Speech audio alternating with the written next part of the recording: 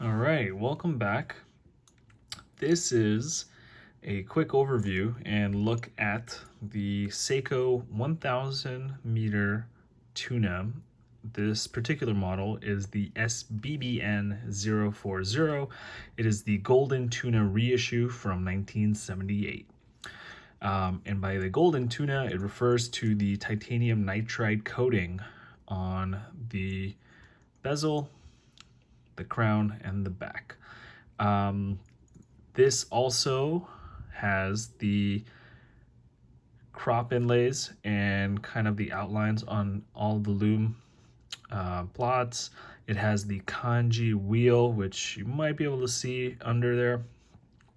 And it does have Seiko quartz and professional. There is no Marine Master branding, nor is there any Seiko Prospects branding due to the reissue state of it.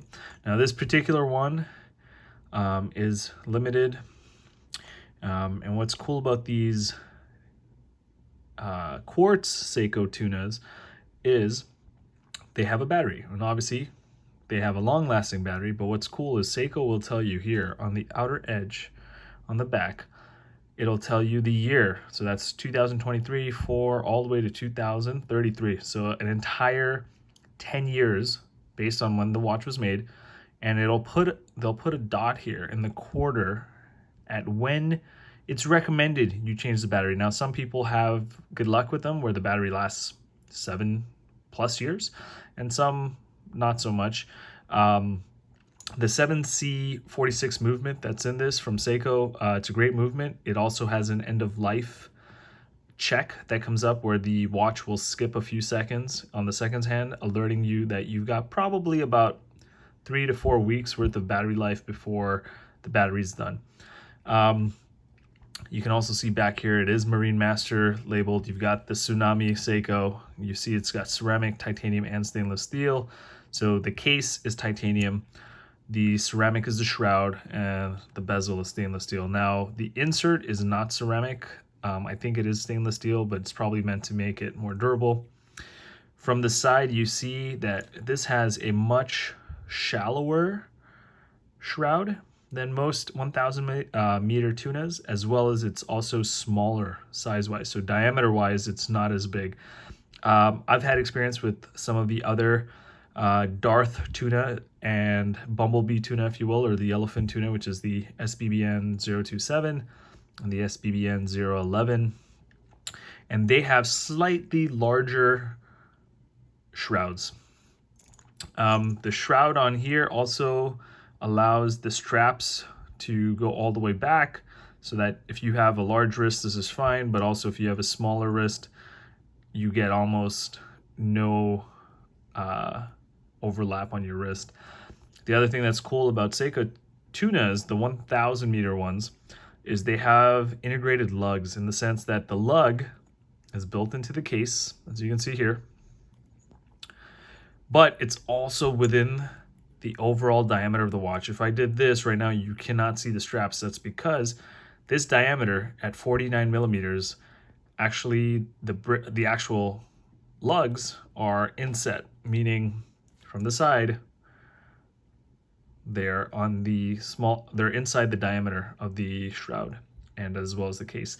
What that does is it makes this tuna, even though it's a very spec prohibitive, everyone goes crazy on, oh my god, it's 49 millimeters, it makes this thing actually amazing to wear. I think of it as it's 49 millimeters in diameter, which is great. It's a very unique design, if you will, but I think of this as it has probably a 47 to 46 millimeter lug to lug.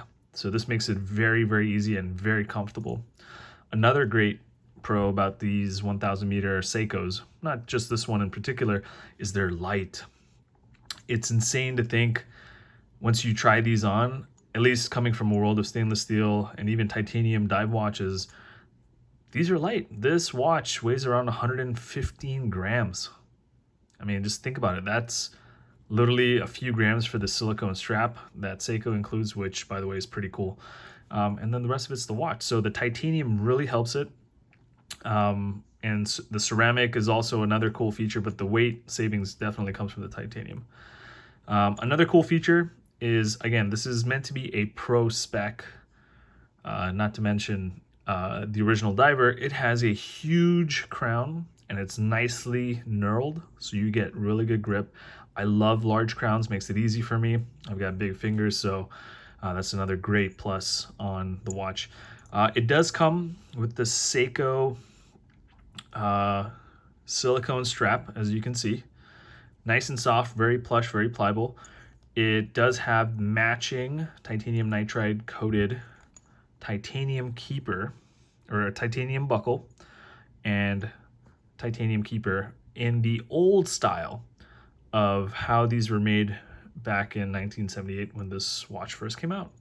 So that being said, this is a new model, a new model in the sense that it was recently reissued, but this is also a new piece that I recently just did an update for. The bezel is super stiff right now, and that's because I'm also trying to do this behind a camera, so I'm not going to even bother right now. But yeah, there you go. And just for comparison's sake, I do have another Tuna here that I'm going to just showcase. By the way, time has elapsed where you can now see the kanji day wheel. I'm going to bring out my Seiko Tuna, another Marine Master, but this is the Emperor Tuna. Now, this is the big boss, hog, whatever you want to call it. This is the Darth Vader style, at least the Shroud of Seiko Tunas. This is the biggest one, supposed to be the heaviest one. This one is powered by the 8L35, so it's an automatic. But if you notice, let's do a comparison. It's maybe slightly deeper, but the big difference is the Shroud. Now, if you notice, look at how the Shroud, I'll bring this closer. Look at how the Shroud on this 1,000 meter reissue is further up and smaller. And I did mention that it is supposed to be smaller based on how it was. The newer Darth ones are a little bigger. And then just look how much further out this Shroud on the Emperor Tuna sticks out. So this has a size online of 49 millimeters. This one says 52, 53. Honestly, it's all in the Shroud. This Shroud sticks out so far. So without getting too much detail into it, I will pull this one back, put it back on my wrist, and just go back into maybe some of the other differences between this particular Seiko Tuna and the other ones. Another cool thing that I really like on this one is the inlays are all surrounded. It's called a crop circle style, at least what I've read online. And yeah, and it's got that amazing loom, Seiko Loom Bright. So there's there at the loom pip and then all the way around. It does have the old style reissue hands. So they're very different. It's got the needle tip, and it's got the lollipop on the second hand, making it really cool. Seiko Tunas are, especially the 1,000 meter, are pretty legit dive watches in that they're actually meant to go. So you will see that the sapphire is actually further recessed than the bezel, meaning if you hit anything happens, the bezel, which is steel, will take that versus the sapphire, allowing the watch to still operate underwater. I believe that's it, and that concludes the Seiko SBBN040 1978 reissue.